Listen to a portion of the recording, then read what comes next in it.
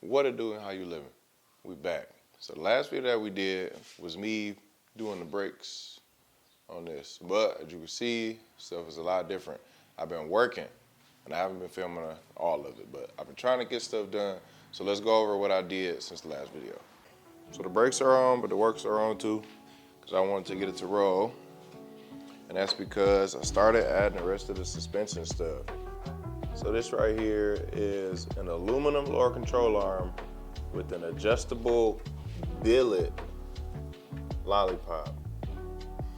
This is an Ireland Engineering front sway bar. It's 22 mils thick, and the reinforcement ties into the front subframe. I painted the bay, got my steering rack location all sorted and all the spacing with this craziness that BMW came up with. This is in for good, and I even got my tabs for my radiator, so I have to put that in and mock it up. The car is coming along. Next thing I'm gonna do is cut this door out, because I cut it out on the driver's side, but I never weighed it, so I don't know how much weight that actually saves. I know when I did the front control arms, I saved like 4 or 5 pounds a piece, and that's what this looks like. This is a really nice piece actually. Here, let me show you.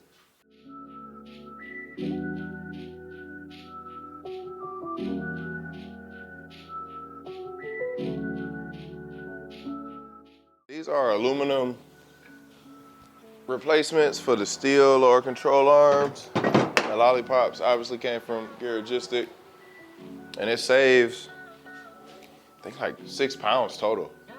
So just trying to make this car as light as possible. Try to use newer, better stuff. Hit the passenger side, I just gotta throw that driver's side on.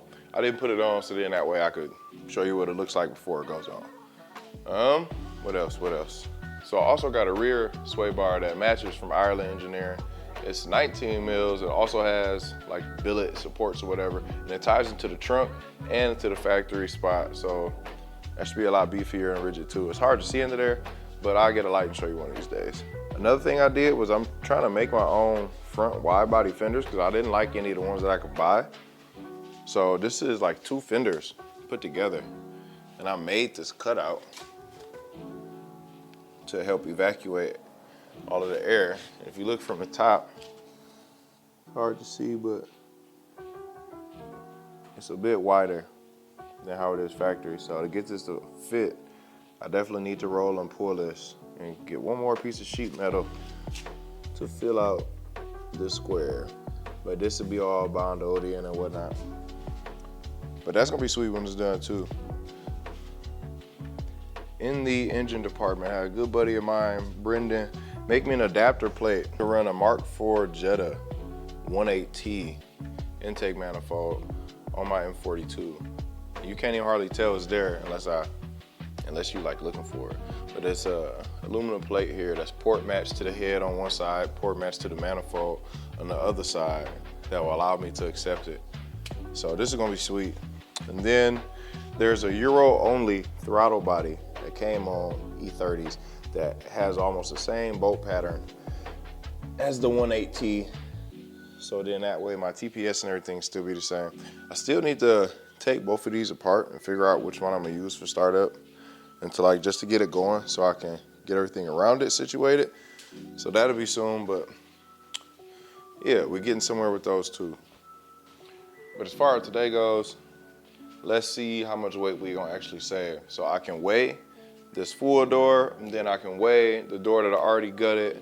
I could also weigh the stock radiator and the Honda radiator to see what the difference is in that. I can weigh the old core support compared to the new core support, so we can see how much weight we actually lost just by doing these smaller things. So, because we already did the control arms. I know those are 6 pounds per side. So let's see what our total weight savings is so far, even though we only did a couple things. I'm always doing these by myself. All right, let's see. Baseline weight for me, 217. See where we at. Dang, this is heavy. 273. Oh my goodness. Come to the car and take off the door already gutted. see what this one is. 256. So still not a light door, but lighter than the other one. Next we're gonna do core supports. So I know this factory one don't weigh a lot. So 2 pounds. I know the one I made is gonna be definitely heavier than 2 pounds, but it allows us to run far lighter radiator. It's half the size. Removable core support compared to OEM. Not that much heavier. It's only a ½ pound heavier. Last thing, radiators. CSF, see what we got. 225, so it's 8 pounds on the dot. OEM, 225 and a half, so we save ½ pound again. And that one is huge because with that half size radiator, it's the same weight, essentially, ½ pound difference, not that big of a deal, but it's smaller, so I can fit the oil coolers along the side. And the way I'm putting it in there, here I can just show you, hold on. It's enough space to fit my oil cooler right here.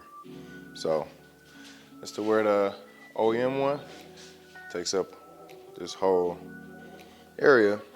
It's got the fan, the radiator, and all of that in such a small package right here. Still leaves room, but more coolers. And then the intercooler obviously go in front of this. But it's gonna work out. I think that's gonna be sick. We off to a good start, I think. I think stock these cars with a 4-cylinder and a manual are only 2,400 pounds, 24-ish. Trying to get us to 21.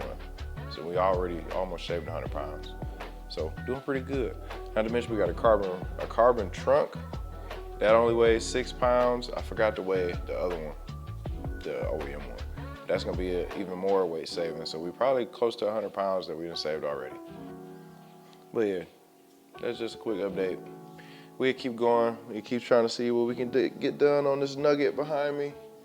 Slowly but surely, it'll turn into something that I can actually use and I can see all of my money instead of disappearing and just turning into parts on the shelf. It'll be something that I can have fun with. All right, peace.